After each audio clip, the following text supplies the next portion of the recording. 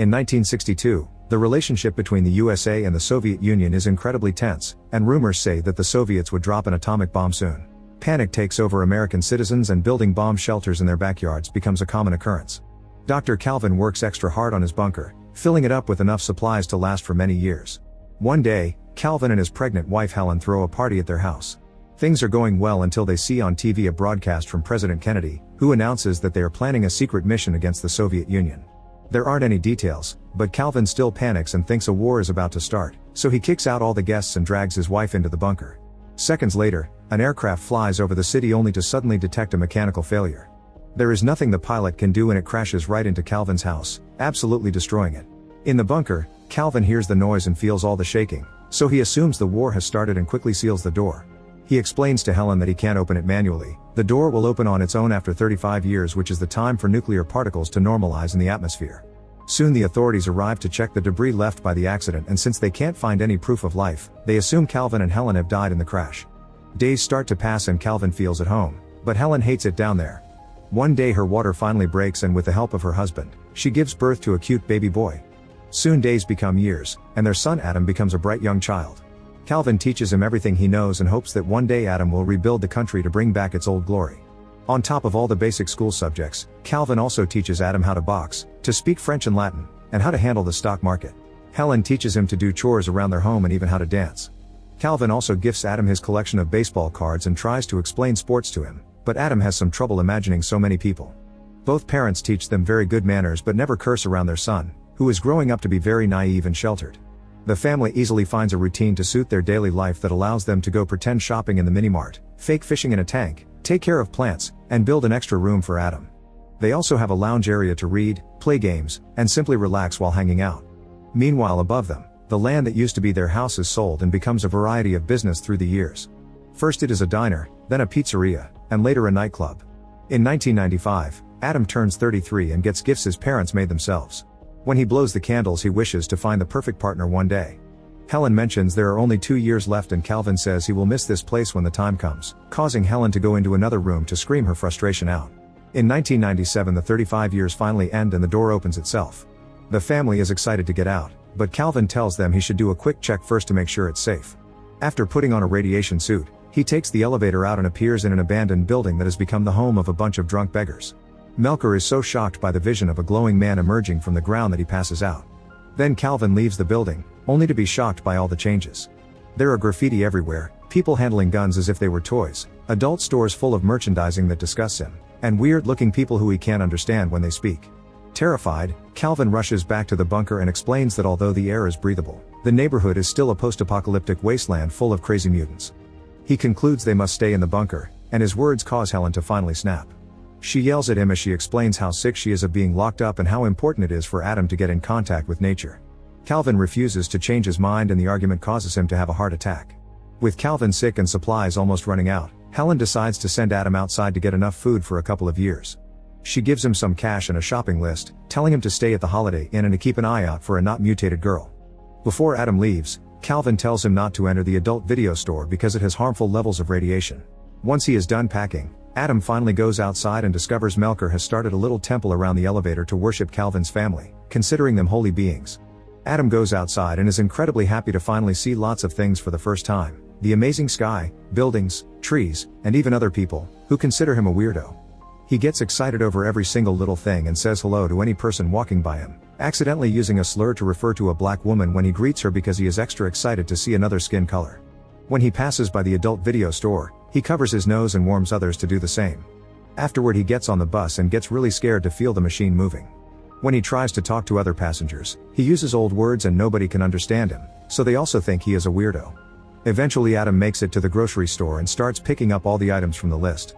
The butcher explains that if he makes a larger order it can be delivered to his house, which makes Adam realize he has no idea how to get back to the bunker.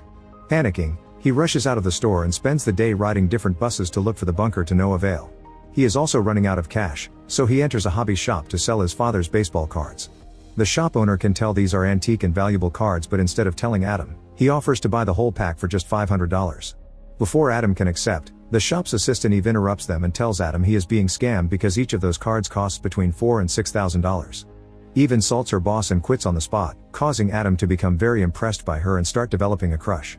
Once they leave the store, Adam asks Eve to take him to the Holiday Inn. At first Eve refuses and tries to run away from him, but she quickly changes her mind when Adam promises to pay her with 2 baseball cards. During the ride, Adam chooses all the old songs on the radio, which Eve finds pretty weird. As soon as Eve drops Adam at the hotel, she leaves without a word. Adam goes to his room and when he looks through the window, he is shocked by the view he has from the 18th floor, then he enjoys watching television in color. He also makes sure to wake up extra early to watch the sunrise.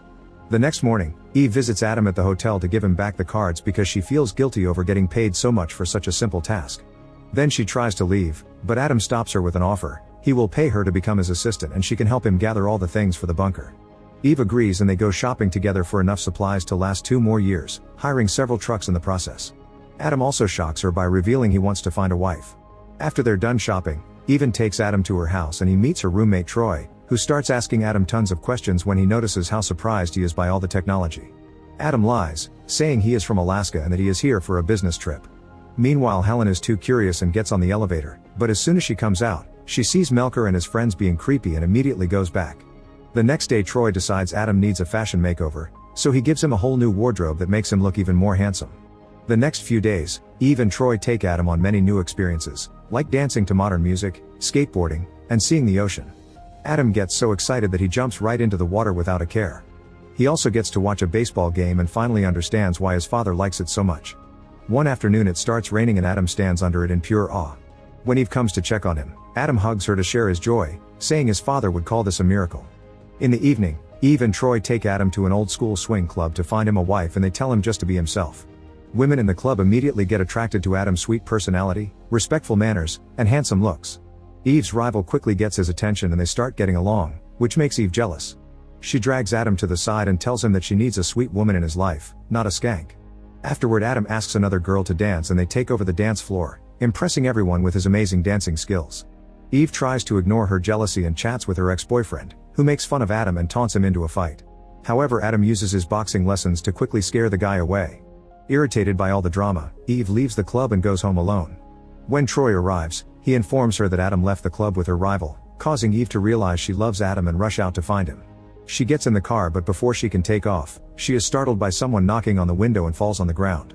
It's Adam, who takes her inside and takes care of her scratch while explaining he had to reject the other girls because he couldn't stop thinking about Eve. Adam confesses his feelings for Eve and they finally kiss. Now that they are together, Adam decides to finally tell Eve the truth about his family and his home, adding the fact he wants to marry Eve so she can live with him in the bunker. However, Eve thinks he is actually a crazy man who has been good at hiding it and immediately kicks him out. The next day, Troy takes Adam around town while teaching him how to drive. Suddenly Adam sees the adult video store from before and follows the road to finally find the building above his bunker, where Melker has started a whole religion around the elevator. Excited, he rushes back to Eve to give her the news, only to find 2 psychiatrists waiting for him. At first Adam pretends to cooperate but as soon as he sees an opening, he runs away. While the doctor chases after him, the other tries to call the police, but Eve stops her and realizes that what she did was wrong. At that moment Adam runs near her and gives her his hotel key so she can pay the bill with the cards, then he escapes in the truck he's rented, accidentally hitting the doctor's car in the process. Later Eve and Troy make it to Adam's hotel room and find a bunch of items that were made in the 60s, not to mention Calvin's stock certificates that are now worth millions of dollars. These things make them realize Adam told them the truth. Meanwhile Adam finally returns to the bunker and hugs his parents after 2 weeks of not seeing them. He tells them the outside world is lovely and brings in the supplies, which are being loaded by Melker and his friends. Back to Eve, she is desperate to find Adam so Troy takes her to the adult video store and they start stomping on the floor, thinking they may find the bunker there. Obviously they find nothing and decide to leave, but on their way out, they see Adam about to enter the neighboring building. Eve immediately rushes to him to kiss him and hug him, and Adam invites her to meet his parents. Calvin and Helen like Eve very much and they have dinner together. Calvin also gives Adam a talk about the birds and the bees. However, before making any plans for a new life, Adam asks his parents to wait 2 months. During the following weeks, Adam and Eve sell Calvin's stocks and build a new home in the country that looks identical to Adam's previous house. Melker also helps after cleaning up and finally abandoning drinking. Once everything is ready, Adam brings his parents to the house, revealing this way they can get used to the new world little by little. Later, while Helen and Eve prepare dinner, Adam finally tells Calvin that there was never an atomic war, that the bomb had actually been a plane that crashed into their house, and that the Soviet Union collapsed. Calvin refuses to believe it and starts making plans to build a new bunker just in case. Make sure to subscribe and turn on notifications so you can watch more videos like this. Thanks for watching.